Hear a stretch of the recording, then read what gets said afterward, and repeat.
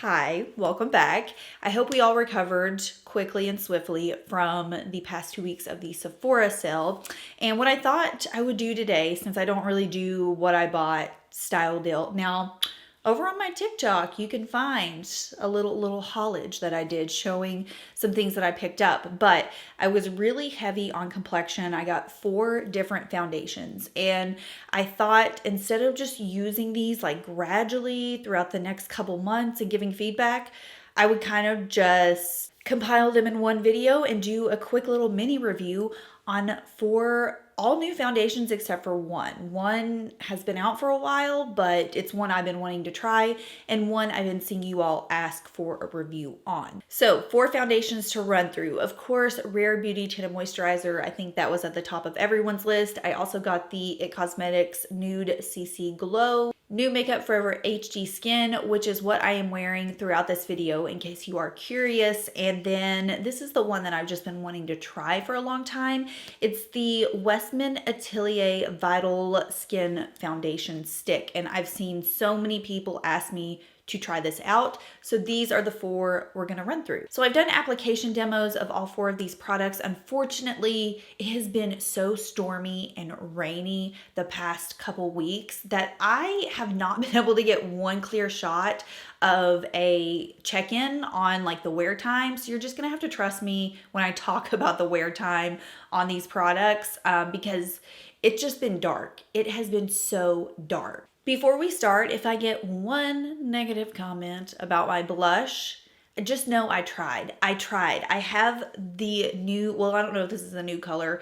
It's one of the Rare Beauty blushes in the shade Grace. Be forewarned, it is high impact and it does not come off. I use the smallest amount on my cheeks. I have actually layered concealer and foundation over this to try to tone it down. It's not going anywhere. This is a toned down version of what I had. So just know I'm a little bit more blushy than usual. I know some of you all like that, but I know most of you are like me and generally keep things toned down on the blush. This is a lot for me. I'm gonna be a little shady and do this in order of my preference and how I've liked these best. So we're gonna start out with, surprisingly enough, I wasn't thinking this was going to be one that was at the top of the 4 that I purchased, but I think it is, and it's the It Cosmetics CC Nude Glow. So it's been a long time since I used the original CC cream. That was one that I definitely enjoyed back in the day. You know, it's popular for a reason. It has high coverage, but it still manages to keep that CC claim, that feeling of being, you know, a little bit lighter weight on the skin. This is exactly how they market it. It is significantly lighter coverage than the original CC cream, but also is a little bit more on the glowy side. The original CC cream generally tends to fall a little bit more matte or flat, at least on my skin type, whereas this one does give a little bit of a glow. And I emphasize a little bit of a glow. It's not an over-the-top glow, which I love because I talk about how I'm just an in-between girly now. I don't want my products to be super glowy, but I also don't want them to be super flat. I got the shade Fair, and I initially wanted whatever the shade below Fair was, but they sold out of it. However, this is like a perfect match for me, and I was surprised because it is marketed as a warm undertone foundation. Generally, the It Cosmetics complexion products, they run super dark, at least on me. So I just kind of went with my next best guess, and I'm glad that I ended up with this one because it is literally like a perfect match. I feel like because it's not too over the top in its glowy finish, it can be really versatile for a lot of different skin types. Of course, I would gravitate more towards the normal to dry category. However, I don't think this would be a bad option. Even if you are combination oily, you may just have to set it a little bit more. Feels very good on the skin, does not feel overwhelming. Longevity has been good, pretty standard, I would say. Good 6 to 8 hours before, you know, I start to see some wear and tear. It's not anything that looks awful. Once it starts to fade, it's actually just a pretty natural or gradual fade on the skin. All in all, this has been a yes for me. I'm gonna go ahead and give this a check mark, a stamp of approval. Light to light medium coverage, nice natural finish on the skin with a slight glow. Feels really, you know, skincare-esque. And that's how I think they were pushing this product, is more in the, like, it says a brightening glow skincare serum. So I definitely think it meets that claim. It has a very skin-like serum feel to it, along with the SPF. So some good skincare benefits happening while looking fresh, healthy, and glowy. I'm not gonna lie, this one scared me the first day I used it. So I've been seeing Katie Jane Hughes use this a lot on Instagram, and you know, her skin, she always preps really well and she has super glowy skin, but it just seemed when she applied this, it was really fluid-like, really glowy, really dewy, and it is quite the opposite. So let's start out with the shade. I purchased the shade 1N06, which was supposed to be equivalent to the original HD Skin in the shade Y218, which was the closest to what I could basically like transfer over, or the closest shade that they had available as an equivalent. I think I want to say I was Y215, but it is a really good match. It actually gives me a little bit of wiggle room for the summertime. It's not too dark on me right now, but it definitely does give me a little bit more color. So really good match, happy with that. Let's talk about my first application with this. So when you pump this out, you'll notice that it is not fluid-like. It has a grip, it has a hold to it. It does not, you know, like drip down the hand. I am wearing absolutely zero powder with this foundation today. It has completely set itself. Now I am wearing a little bit of L'Oreal Lumi Glotion on top because I definitely feel like I need something glowy on top of this foundation. It, in my opinion, under no circumstance or no day that I have worn this has it been a glowy or even like slightly glowy product, which was surprising to me. I will say I did not read up on this foundation before I bought it. I just purchased it knowing that I was a fan of the HD Skin line in general. It's what I wore on my wedding day. So you know I'm a fan. Well, just to clarify, I wore the old Makeup Forever HD Skin formula, not the new one, because I got married almost 5 years ago. Longevity, superb. And I do tend to find that with products that lean a little bit more on the drier side. Obviously, they have a little bit more grip to them. They're not as emollient. They're not slipping, sliding around. So longevity has been like chef's kiss. I honestly feel like by the end of the day, my makeup still looks pretty much the same. Okay, let's get back on track with this because this foundation just is giving me so many different emotions and feels. I realize I'm kind of getting off track here. But let's go back to application, finish. It is not glowy. It is not a lit from within style foundation, but somehow it still manages to look really good. And I just can't explain it because the way the formula is presenting itself is not typical of one that I would go for.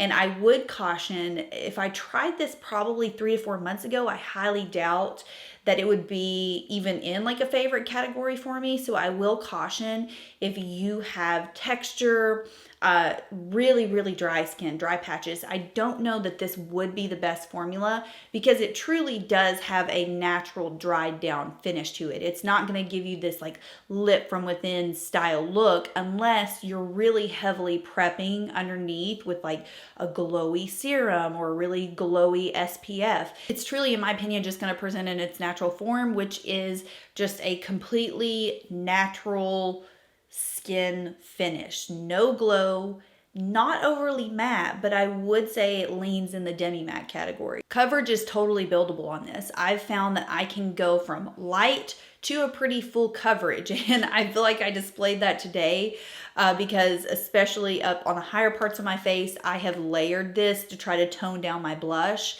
And if I look at my skin in the mirror, I just feel like I have really perfected, soft, like demi matte skin. Honestly, I like it. I will say that it's not gonna be one that I'm reaching for when I'm really textured, when I'm really dry, but for something to just throw on and have a really smooth skin-like base and not have to worry about setting it, she's a winner. I think my only suggestions would definitely be if you are dry or in the even normal category, make sure you hydrate really well. Get something like either on top or underneath that's going to give you a little bit of a glow if that's something you're looking for.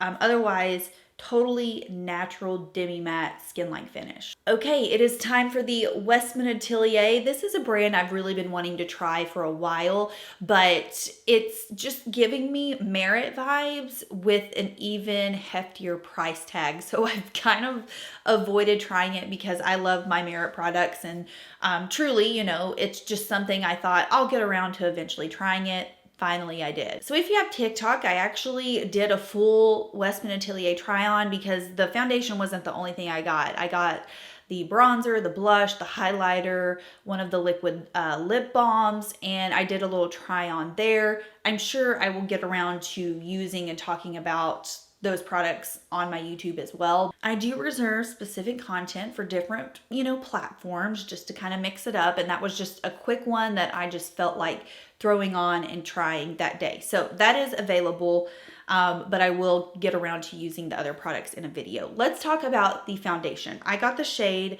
0.5, and this is what it looks like. It has a little magnetic cap. I will say this cap isn't super secure because I just dropped it in the floor and it completely like bounced off. So little careful with that. I had a home run again with the shade match on this. 0.5 is like a dead on, spot on shade match for me. Very happy with it. The way I would describe this formula, this foundation formula, is very similar to the Merit, except it is a little bit more creamy and glowy on the skin.